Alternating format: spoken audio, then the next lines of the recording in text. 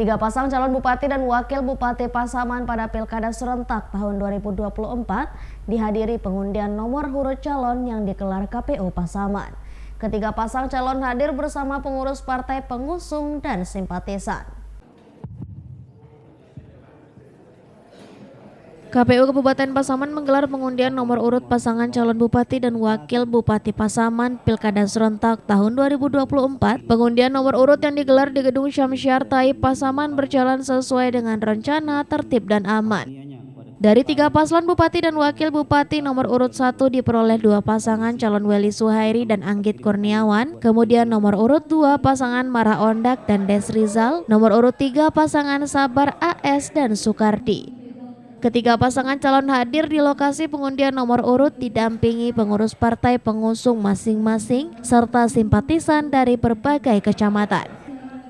Dalam pengambilan antrian pengundian nomor urut, paslon diwakili oleh calon wakil bupati masing-masing dan dilanjutkan pengambilan nomor urut oleh calon bupati masing-masing paslon. Untuk memastikan tidak adanya kecurangan, sebelum pengambilan nomor urut, posisi nomor urut diacak oleh Ketua Bawaslu Kabupaten Pasaman.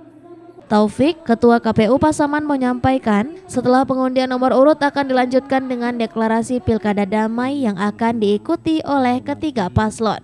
Pak Kapolres Kabupaten Pasaman, kegiatan pengundian nomor urut alhamdulillah berjalan dengan lancar dan aman.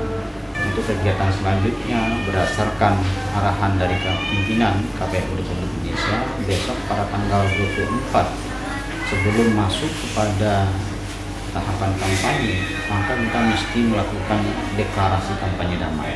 Jadi kita menghimbau kepada pasangan calon bahwa masing-masing pasangan calon ini memberikan arahannya kepada para pendukung untuk menjalankan kegiatan-kegiatan tahapan yang telah dilaksanakan oleh KPU secara tertib, aman, dan damai. Pasaman atau yang mewakili dari Pasaman, Sumatera Barat, Arya Hanas, iNews melaporkan.